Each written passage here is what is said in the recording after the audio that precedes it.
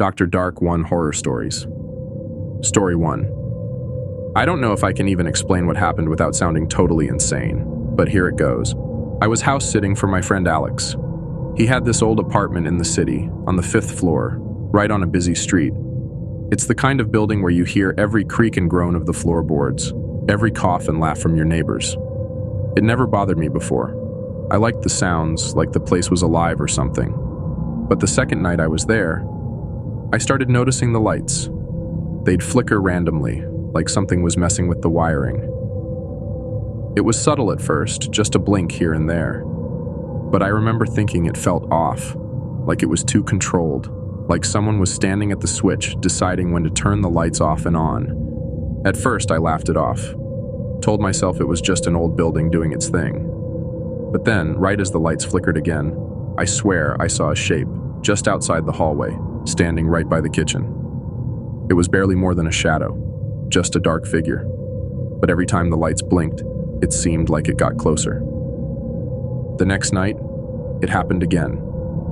Flicker, closer, flicker, closer. And every time the shadow felt a little more real, like it had weight, like it could step into the room any second. The weirdest part was that the shadow didn't seem to have any clear shape. It was like it was just standing there, but without any real details. Just a solid dark patch in my vision that didn't move. I kept telling myself it was nothing, maybe my eyes playing tricks. You know how you can stare at something in dim light, and your mind fills in the blanks? I tried to believe that, even though the feeling it gave me was way too real. By the third night, I was on edge. Every time the lights flickered, I felt my heart skip, wondering if I'd see it again. And I did. Each time, it was just a little closer, like it was edging toward me, slowly. It never moved when I looked straight at it, but in those split seconds when the lights went dark, I could feel it. This cold, silent pressure in the room, like someone was right there, just a few feet away, watching. I remember I called Alex that night, tried to act casual about it, like I just wanted to catch up. But halfway through the conversation, I ended up asking him if he'd ever noticed anything strange with the lights. I didn't want to say too much, didn't want him thinking I was losing it, but he laughed it off, said the wiring was old and that it acted up sometimes. He told me not to worry and that he'd have it checked when he got back. But as soon as I hung up, the flickering got worse. Not just a quick blink here and there. This was steady, like a slow pulse. The lights would dim, then come back, each time feeling like they'd go out for good. And then, there it was, the shadow. This time it was so close I could almost make out a shape, like a person standing just a few feet away. I couldn't see a face or anything, but I felt this overwhelming sense of dread, I guess. I started avoiding the living room, especially at night.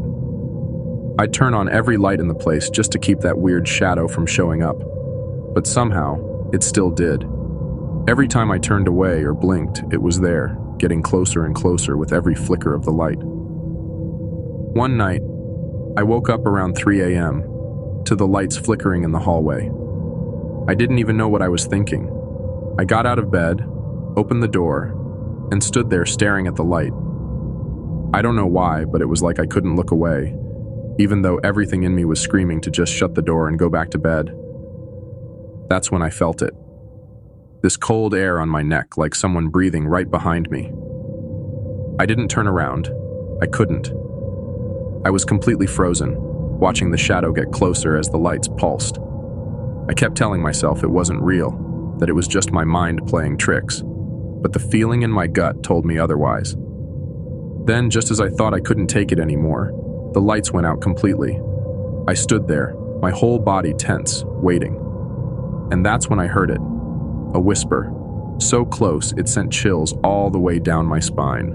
I couldn't make out all the words at first, but then I heard something I'll never forget. It was a woman's voice, calm but broken, like she was struggling to get the words out. "Why didn't you help me?" she whispered, her voice shaking. My throat felt dry. I couldn't breathe, couldn't move. And then I saw her. When the lights flickered back on, she was standing right in front of me. A woman with a twisted neck, her head tilted at this impossible angle, staring straight at me with this blank, dead expression. I stumbled backward, and just as the lights flickered out again, I heard her say, "You'll be next." Story 2. It started a few months after we moved into the house. My partner and I were finally settling in, enjoying the kind of peace that comes with no noisy neighbors or random city chaos. It was supposed to be perfect. The first notification from the security app came while we were at work. Motion detected. Living room. I remember brushing it off as a glitch. We hadn't had the system installed for long, and honestly, I figured it was just bugs in the software. Still, I pulled up the live feed just to be sure. Nothing. The screen showed our empty living room, perfectly still. I texted my partner about it, and we joked that it was probably a mouse running by the camera or something. I mean, these things happen, right? But later that evening, when we both got home, the weirdness started to settle in. The notification popped up again while we were cooking dinner. This time, it said, "Motion detected. Hallway." We froze. I grabbed my phone and opened the app. Again, there was nothing on the feed, just the empty hallway. I laughed nervously and said maybe it was catching the AC vent blowing the curtains or something. My partner shrugged, but I could tell they weren't entirely convinced. Over the next few days, the notifications got more frequent. Once, it even said, "Front door," while we were sitting in the living room, staring at the damn thing. There was no movement, no sound, no one at the door. The breaking point came one night while we were out having dinner with friends. My phone buzzed with a notification, and I almost didn't check it, figuring it'd be the same false alarm. But this time, something made me look. The app loaded up the feed, and I swear my stomach dropped. There were shadows, 3 of them, tall and thin, moving slowly through the living room. At first I thought it might be a lighting issue, but then they started shifting, like they were walking, almost gliding. My partner grabbed my phone and stared at the screen with me, their face going pale. "Is someone in the house?" they whispered. I didn't even answer. I just called the police immediately. When the cops got there, they found nothing. No signs of forced entry, no footprints, no one hiding in the closets or behind the furniture. They said it was probably a technical issue and suggested we get the system checked out. But how do you explain shadows that move like people? We both knew what we saw. For a while, we stopped getting the notifications. I don't know if the system just stopped working or if whatever it was decided to lay low. But I couldn't shake the feeling that we weren't alone in the house anymore. Every creak, every faint sound, it all made my skin crawl. Then, last night happened. We were watching a movie when the notification popped up again. Motion detected. Bedroom. My partner froze, and I felt my pulse in my ears. I opened the app, my hands shaking so badly it took me a second to tap the right button. The feed loaded. The bedroom looked empty at first, but then, from the corner of the screen, something shifted. A shadow. It slid across the wall, slow and deliberate. And then, as if it knew we were watching, it stopped and turned toward the camera. There was no face, no features, just a dark, shifting void where a head should be. We left the house that night and stayed at a hotel, but we knew we couldn't avoid going back forever. This morning we decided to pack up a few things and stay with friends while we figured out what to do. It was weird being back in the house. Everything looked normal, like nothing had ever happened. But the air felt wrong. Heavy, almost. When night came, we sat in the bedroom, debating whether to leave again. My partner suggested turning off the lights to see if anything would happen. I didn't want to, but curiosity got the better of me. We switched them off, plunging the room into darkness. For a moment, nothing happened. The room was completely silent, almost peaceful. Then the whispering started. It was faint at first, like the rustle of leaves in the wind, but it grew louder, surrounding us from every corner of the room. The words were impossible to make out, but the tone was low, guttural, like a growl disguised as speech. I reached for the light switch, but before I could flick it on, the whispers stopped. The silence was deafening. And then, in the pitch black, a voice growled, "We only wait for silence." Story 3. When I first moved into the apartment, I thought I'd hit the jackpot. The rent was ridiculously low for being in the middle of the city, and the place was decent. No mold, no creepy stains, and no weird smells. The landlord, an older guy named Mr. Lee, handed me the keys with a bit of a forced smile. He mentioned that the previous tenant had left in a hurry. "Young people don't know how to handle responsibility," he said with a chuckle. I didn't think much of it.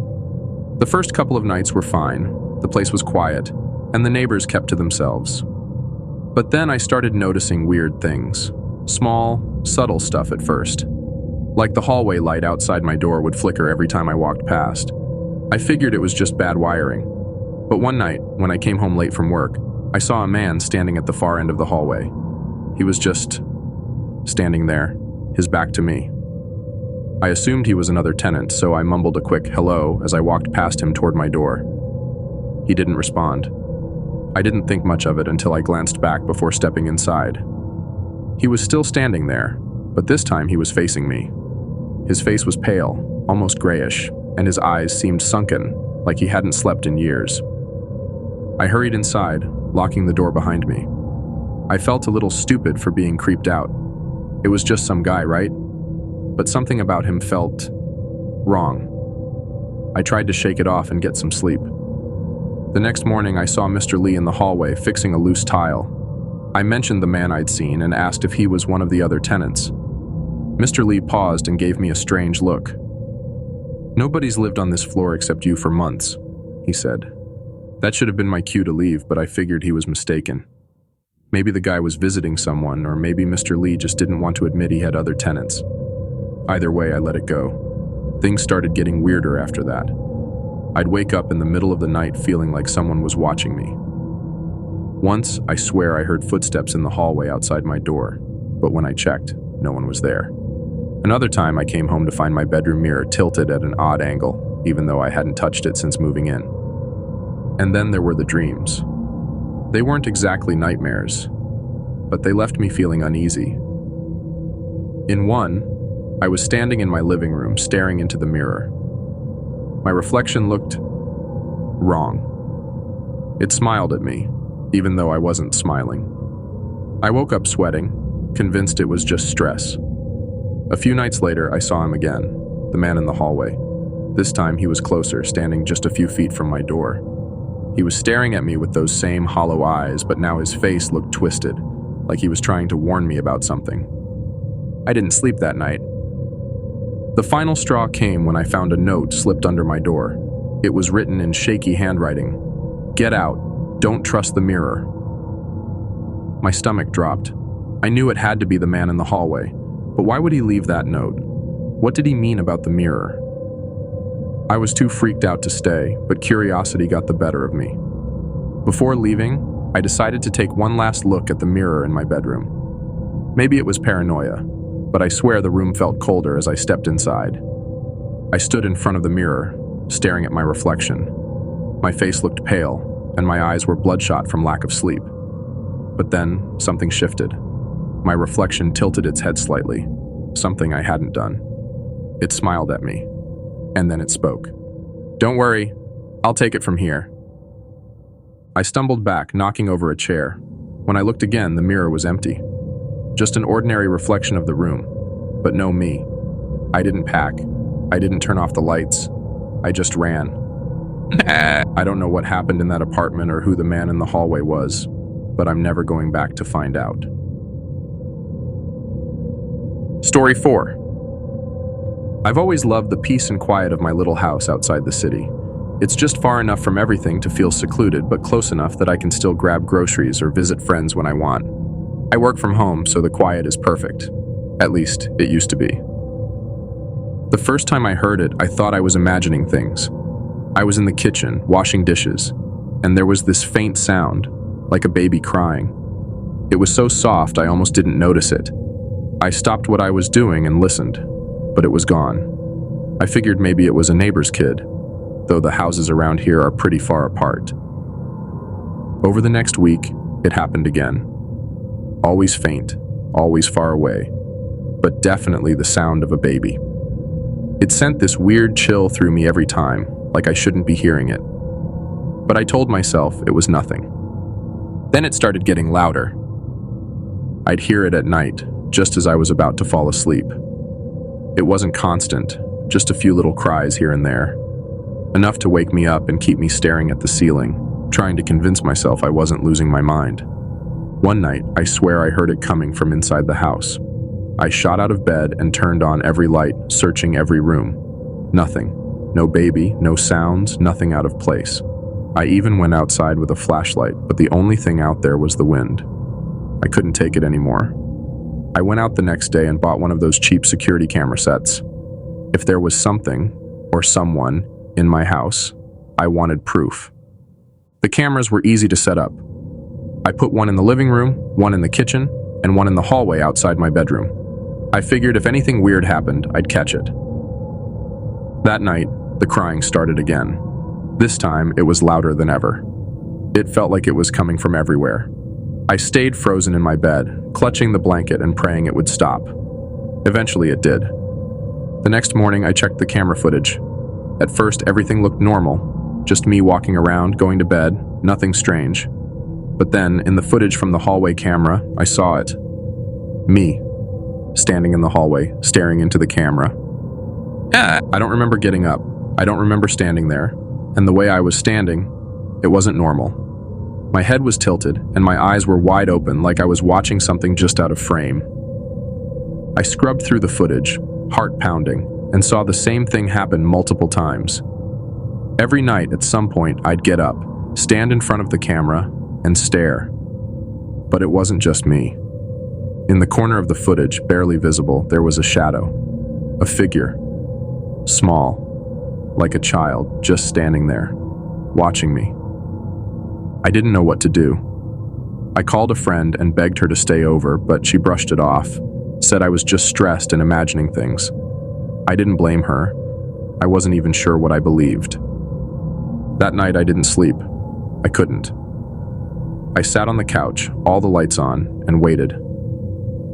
Around 3 a.m., the crying started again.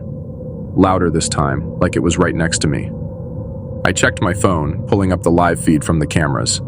There I was, sitting on the couch. But behind me, just out of frame, something moved. A tiny hand reached into view, just for a second, before disappearing. I dropped the phone and ran out of the house. I've been staying at a motel ever since, trying to figure out what to do. I told myself I wouldn't go back, but something kept pulling me. I needed answers. Yesterday, I went back during the day. The house was quiet, almost peaceful, like it always used to be. But when I walked into the bedroom, I froze. On the bed was a single piece of paper. It wasn't there when I left. Scrawled on it in faint, shaky handwriting were the words, "Why did you leave me?" And next to it was an ultrasound picture. It took me a second to realize what I was looking at. And when I did, my knees nearly gave out. The date on the ultrasound was from 21 years ago.